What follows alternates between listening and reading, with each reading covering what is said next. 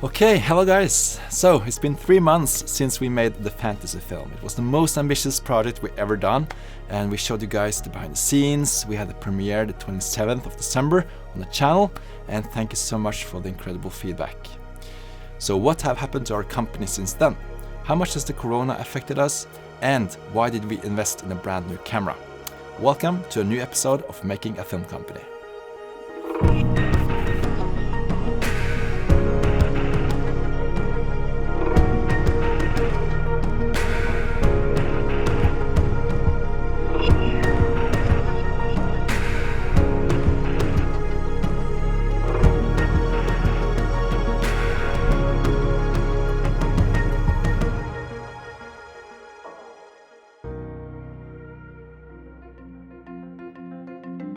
When you run a film production company, you are dependent on having regular income.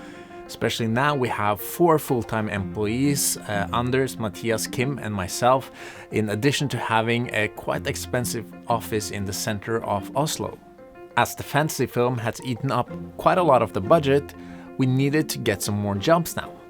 Fortunately, December was a very good month for us, like it usually is at the end of the year. We got a job to film a couple of Christmas commercials, we had some presentations in our studio and also some live streaming. And because of the corona situation, many companies choose to do live streaming. That was a nice income for us. But the biggest thing for us in December was that we were invited to join a tender bid for something called Den kulturelle skolesekken, or the cultural school bag. So what is tender? Tendering usually refers to the process whereby governments and financial institutions invite bids for large projects that must be submitted within a finite deadline. We had barely done something like this before. We did apply for some film funds when it comes to like the fantasy film, but we got rejected all the time. But of course we had to try. And the cool thing was that we actually won the project. Oh, we were so happy because this meant we could secure our income for 2 months. As we had hired Matthias Lien to join us in our company, we now had 2 persons who could film a big project for us, Anders and Matthias. This meant that we could potentially film simultaneously on 2 different projects at the same time, and that way be able to grow our company. We've had the Panasonic EVA 1 for a while, but it was time to upgrade. We needed a new camera which could shoot with higher bit rates and higher bit depth. Den kulturelle skolesekken is a big client and we needed footage to match the quality that was expected from a shoot like this. So we sat down and talked about which camera could fit our company and our budget.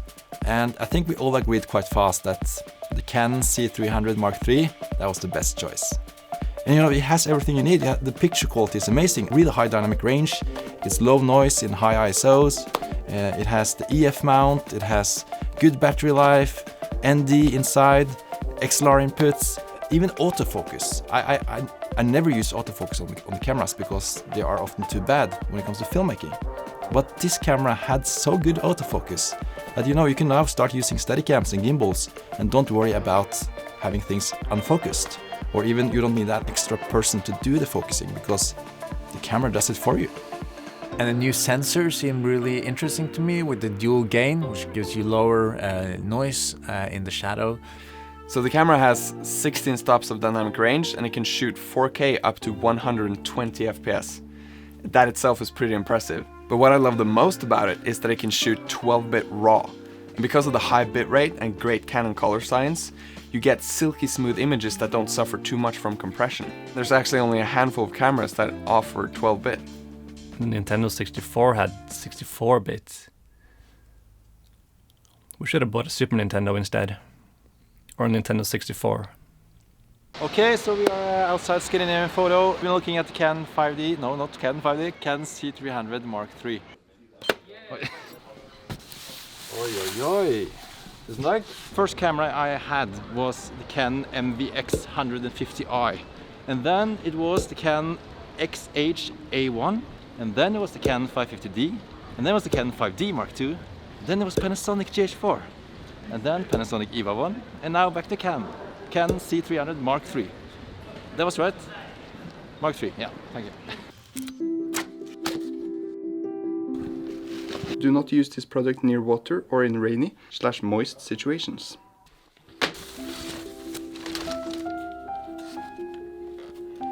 Jeg synes den ser litt badass ut, Yeah. faktisk. When you do filmmaking, you always look for the perfect camera. And you know, when the GH4 came out, I thought that was the perfect camera. When the EVA 1 came out, that was the perfect camera.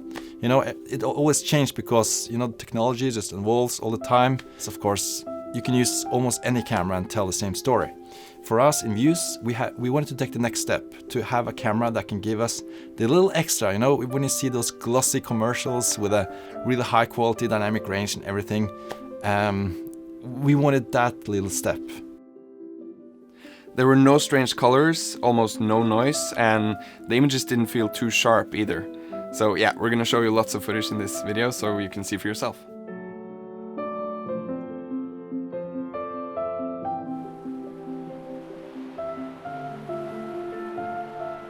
I was going to Northern Norway on a time-lapse project, so I brought it and I got this long telephoto lens and tried to shoot particularly some eagles and you know, also some nice nature.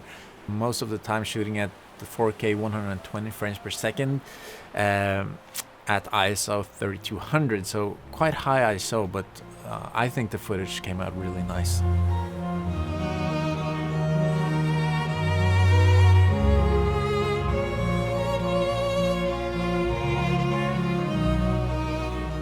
So yeah, it seemed like a very good overall camera for us that we could use for every single project.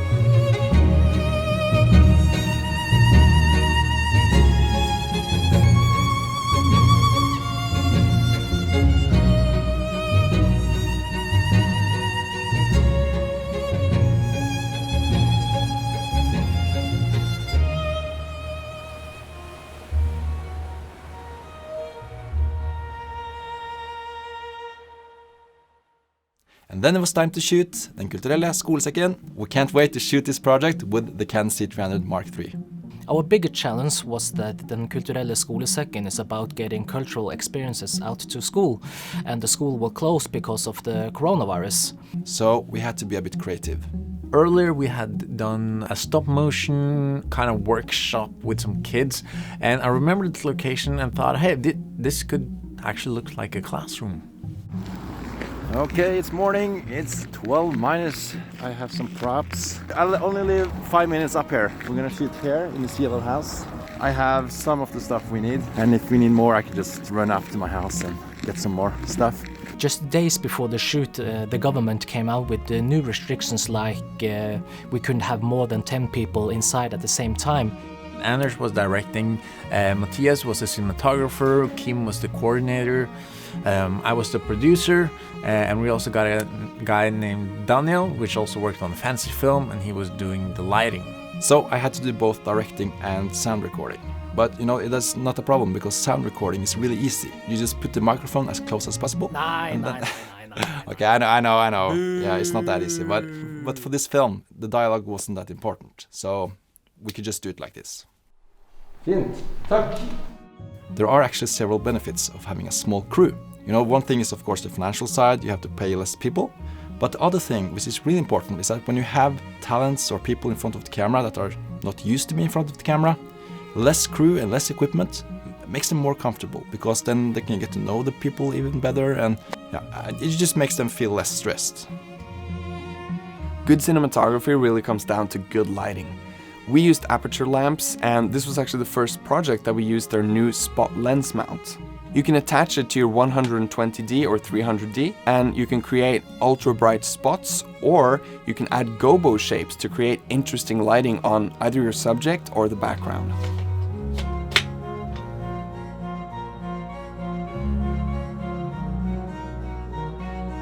In one of the scenes, we actually used the tree shape to imitate sunlight hitting through trees and in through the window to hit the back wall of the classroom.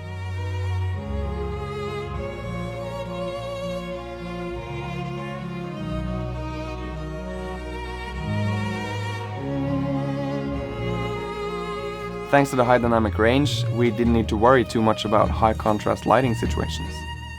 There was actually one point during the shoot where we were shooting a school from the outside, and we had a low direct sunlight hitting the school, and the entrance of the school was in shade.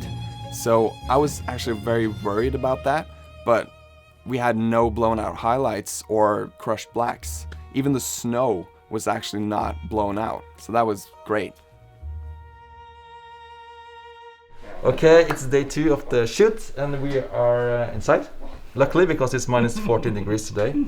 So first it's gonna be a little bit cloudy day, and then we're gonna do more of a sunset morning. More colors, and even with the props and the costumes that we have more colors to show there's this change in the mood. We shouldn't overdo it, like have too much, but a little bit so you can feel it's a more happy day. And yeah.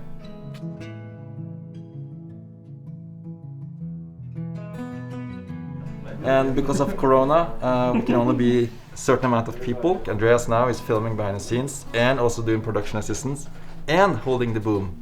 Och så kommer väl mor in och så tar vi den. So we were to deliver 5 videos for the client, and we wanted to have a connection between all of them, of course. And one of the visual connections we wanted to make was special effects.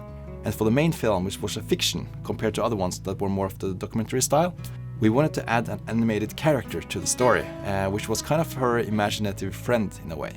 To be able to blend the animated character into the live action footage, we actually wanted to do as much as possible practically on set. So for the scene where the animated character is supposed to like dragging hats out of a drawer, we actually used a thin fishing line to drag hats out of the drawer one by one, and then just stitched it together in post to seem like multiple hats were flying out at the same time. And for the shot where he's holding up the hat for the girl, we just mounted the hat to a boom pole and then just held it up and then just shot a clean plate and rotoscoped the boom out in post. So at first I thought, yes, finally we're going to make hand-drawn animation. I haven't done that in such a long time. And that was my second thought, that I haven't really done this in a really, really long time. So we didn't really have any of the software that I was used to, like Toon Boom or TV Paint. And we couldn't really just buy that software only for one film. So we ended up using Flash, or Adobe Animate as it's now called. We already had Adobe Animate as a part of the Adobe collection thing. It does take a lot of time to make hand-drawn animation. That's because you actually have to draw every frame. Usually if you have live action footage and you short that to only half, like 12 frames per second, then it will look kind of weird and choppy. But with animation, it doesn't really look that wrong because people are used to seeing animation with only half the frames. It was supposed to look like the girl in the video had made that character. So that's why we ended up making it look a little bit more rough and simple. So by shortening the frames and by having the art style a little bit more simple, that actually made it possible for us to make hand-drawn animation in only a week. Sånn. Nice. All right, da er vi klar. Og spis. I've never been a fan of autofocus when shooting video because it's usually really unreliable, but with the C300 it's actually possible.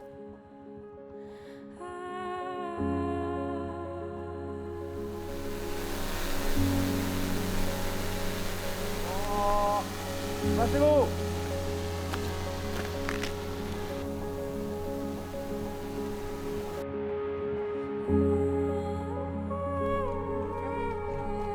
Now the wrap!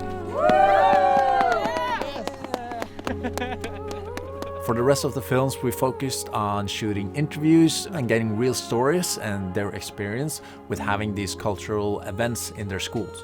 We wanted to get into the minds of the interview subjects, so what we ended up doing was start out wide in an establishing shot and then just using a tracking movement to get closer to them and then just blocking everything around them. And then we added the special effect and tried to express their thoughts and imaginative worlds.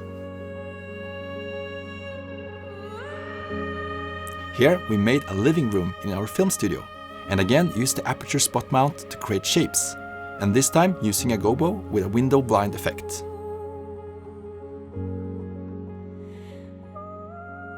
For the visual effects, I want to add northern lights. Therefore, we used some RGB tubes from Godox to more easily make the effect credible.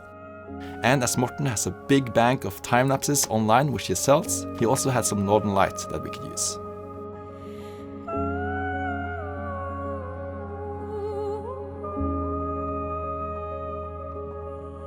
Actually, you can rent this studio, so go into views.no today and book the studio. Nice game! So the project was over, the client was happy, and we were happy with the new camera and everything. So now it's about time to look forward for the next project. Speaking about forward, have you gone back and seen the other videos of making a film company? We actually have 15 episodes out of how we made a film production company with friends. So check it out, I'll add a link somewhere here, and there's also a link in the description. And we'll see you again soon, I promise. Ha det bra!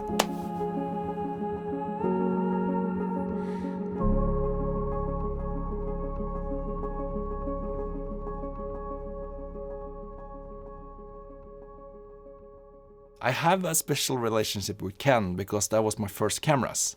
And I remember when I changed from Canon to Panasonic, Eskil was a bit disappointed. Hvordan kunne det? Jeg trodde vi var Canon. Hva snakker du om? I alle år så har vi brukt Canon. Jeg vet liksom ikke om jeg kan stole på det lenger.